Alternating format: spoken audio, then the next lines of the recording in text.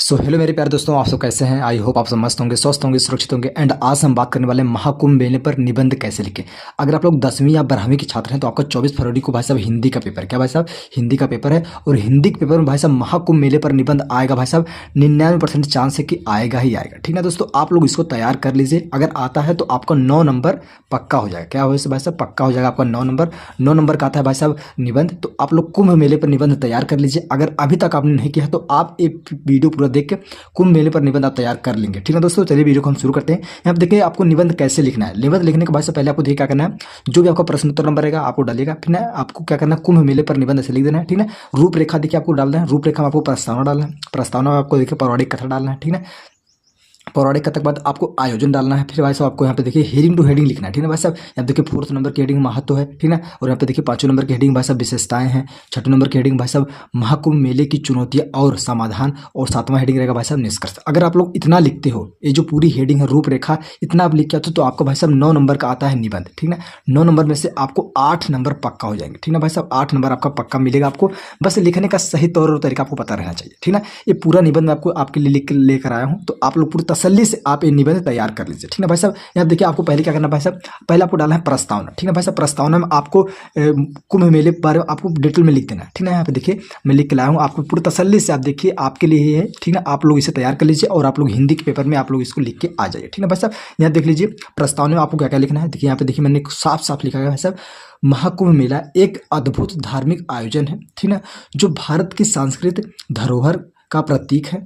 यह विश्व का सबसे बड़ा धार्मिक मेला है जो हर 12 वर्ष के अंतराल में 4 पवित्र स्थानों पर आयोजित किया जाता है। प्रयागराज, हरिद्वार, उज्जैन और नासिक में 2025 में महाकुंभ मेला का आयोजन भाई साहब कहाँ हुआ है, प्रयागराज में हुआ है। ठीक है, इतना आपको लिख देना भाई साहब प्रस्तावना में। आपको जैसा कि मैंने लिखा है, आप लोग अगर ये पूरा नोट्स चाहते हैं तो आप लोग टेलीग्राम ज्वाइन कर लीजिएगा। मैं टेलीग्राम पे अपलोड कर दूंगा। ठीक है दोस्तों, मैं आपको बस दिखा रहा हूँ, टेलीग्राम पे ये अपलोड हो चुका है। आप लोग टेलीग्राम का लिंक दिया डिस्क्रिप्शन बॉक्स में, आप लोग जाकर टेलीग्राम से ये सब ले सकते हो। ठीक है, बहुत ही आसान तरीके से।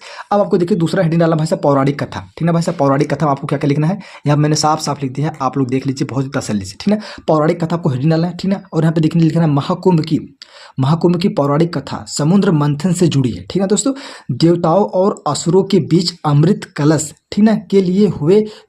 देखिए मैंने क्या लिखा, पहले आप लोग पूरी तसल्ली से रेड करिए। ठीक है, महाकुंभ की पौराणिक कथा समुद्र मंथन से जुड़ी है। ठीक है भाई साहब, समुद्र मंथन से जुड़ी है।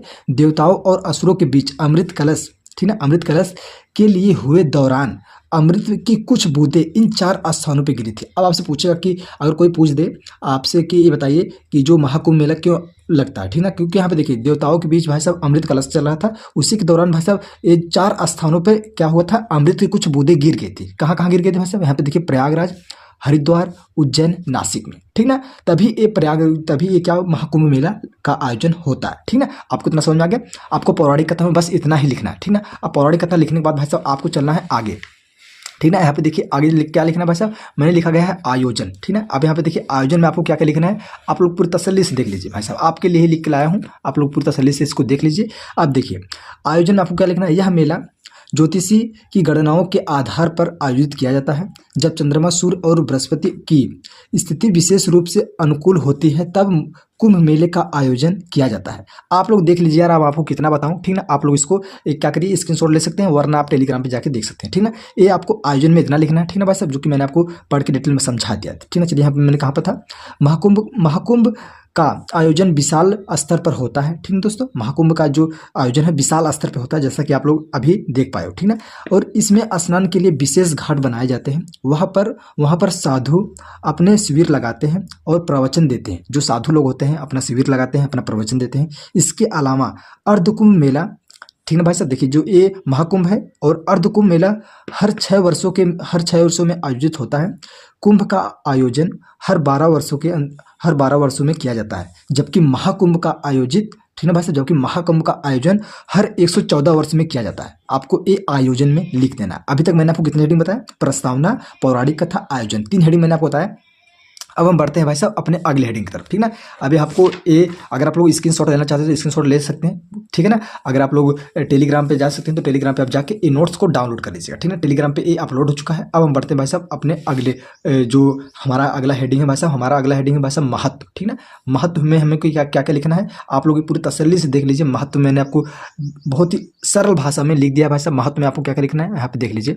देखिए, महाकुंभ में लाखों श्रद्धालु गंगा यमुना सरस्वती के संगम में स्नान करते हैं। यह माना जाता है कि इस पवित्र स्नान से सभी पाप धुल जाते हैं, आपको तो पता है, और मोक्ष की प्राप्ति होती है, ठीक ना। महाकुंभ न केवल एक धार्मिक आयोजन है बल्कि यह भारती का एक पवित्र स्थल है, ठीक है दोस्तों।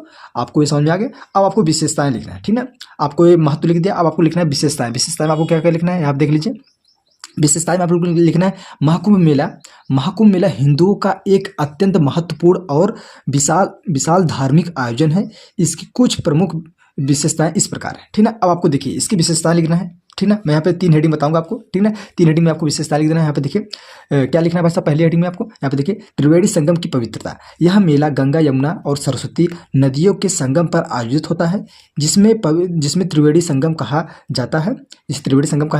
इस संगम में स्नान करना अत्यंत पवित्र और मोक्षदायक माना जाता है। आप लोग इसको एक बार तसल्ली से समझ लेंगे तो आपके दिमाग में फिट हो जाएगा, ठीक ना। अभी तो मुझे पता है आपके ऊपर प्रेशर होगा, आप लोग कैसे इसको तैयार करोगे आप ही जानते हो भाई साहब, क्योंकि देखिए पेपर आ गया है तो पेपर आने में भाई साहब प्रेशर तो हो जाता है। मैं खुद पेपर दिया हूँ, मुझे इसके बारे में अच्छे तरीके से नॉलेज है, ठीक ना। अब यहाँ पे देखिए धार्मिक गतिविधियां। अब आपको ये दूसरा हेडिंग डालना भाई साहब, धार्मिक गतिविधियां। पहला हमने हेडिंग क्या डाला, त्रिवेणी संगम की पवित्रता। अब आपको धार्मिक गतिविधियां में क्या लिखना है, यहाँ स्नान, पूजा अर्चना, आराधना, ध्यान, प्रवचन, कीर्तन आदि धार्मिक गतिविधियां चलती रहती है, ठीक ना।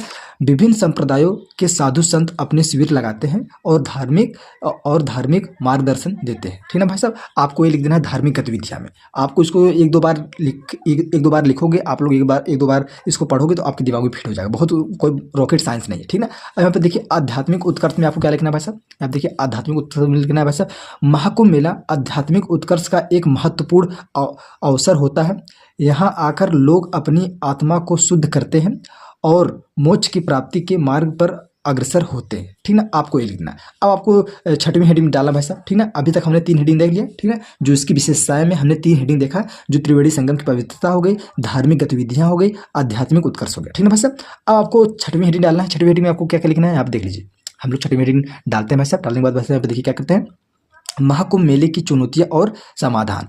अब आपको यहाँ पे लिखना भीड़ का प्रबंधन, ठीक ना। और यहाँ पे देखिए महाकुंभ में आने वाले श्रद्धालुओं की संख्या बहुत अधिक होती है, जिसमें भीड़ का प्रबंधन एक बहुत ही बड़ी चुनौती बन जाती है। भीड़ को नियंत्रित करना, श्रद्धालुओं को सुरक्षित रखना और भगदड़ जैसी स्थितियों से बचना, ठीक है, और भगदड़ जैसी स्थितियों से बचाना आवश्यक होता है, ठीक है भाई साहब। देखिए अभी का जो प्रयागराज में महाकुंभ आयोजित हुआ है, इसमें भगदड़ हो गई थी और काफ़ी लोग की इसमें मृत्यु भी हो गई है, आप लोगों को जैसा कि पता चल गया। तो आपको ये भी इसमें भगदड़ वाला प्रबंध डाल देना, ठीक है, भीड़ का प्रबंधन। अब हम बढ़ते हैं भाई साहब, यहाँ पे देखिए हमारा भाई साहब क्या बचा है, स्वच्छता में आपको क्या लिखना है आप लोग ये देख लीजिए, ठीक ना। स्वच्छता में आपको क्या लिखना है, हेडिंग है भाई साहब स्वच्छता में, ठीक ना। लाखों लोग के साथ, यहाँ पे देखिए लाखों लोग के साथ आने से स्वच्छता बनाए रखना एक मुश्किल काम होता है, क्योंकि भाई साहब बहुत से लोग आएंगे तो स्वच्छता में बनाना थोड़ा सा मुश्किल हो जाएगा, ठीक है। और यहाँ पे देखिए मेला व्यवस्था क्षेत्र में साफ सफाई, शौचालय और पेयजल की व्यवस्था आवश्यक होती है, ठीक है भाई साहब। आपको साफ सफाई और शौचालय की व्यवस्था आवश्यक होनी चाहिए, आपको ये भी लिख देना है, ठीक है। अब आपको लिखना है आवास में, मतलब इतने लोग आ रहे हैं तो वो रहेंगे कहाँ, आपको आवास में क्या आवास ही डालना है। फिर आपको लिखना है महाकुंभ में आने वाले श्रद्धालुओं के लिए आवास की व्यवस्था करना भी एक महत्वपूर्ण मदद है। धर्मशालाओं, होटलों और टेंटों की व्यवस्था करना भी आवश्यक होता है, ठीक है। आपको ये लिखना है। अब आपको लास्ट हेडिंग डाला भाई साहब निष्कर्ष, ठीक है। अब आपको लास्ट हेडिंग में निष्कर्ष लिखना है भाई साहब। यहाँ पे देखिए लिखना है आपको महाकुंभ मेला केवल धार्मिक दृष्टि से महत्वपूर्ण बल्कि यह सामाजिक, सांस्कृतिक और पर्यटन की दृष्टि से भी महत्वपूर्ण है। यह आयोजन भारत की समृद्ध सांस्कृतिक धरोहर का प्रतीक है और और विश्व की भारतीय संस्कृति की महानता का परिचय देता है। ठीक ना, इतना आपको लिख देना है। ये आपको चाहिए तो आपको आ जाना मेरे टेलीग्राम पे। ठीक ना भाई साहब, टेलीग्राम पे आपको हो जाना है। टेलीग्राम पे आपको पीडीएफ मिल जाएगा, डाउनलोड कर लेना। ठीक ना, और अगर आपको वीडियो अच्छा लगा हो तो सब्सक्राइब कर देना चैनल को। ठीक ना, अपने सभी दोस्तों को शेयर कर देना। ठीक ना, आपको ये तैयार कर लेना है बहुत ही आसान तरीके से। तो चलिए मिलेंगे किसी और वीडियो में। जय हिंद, वंदे मातरम।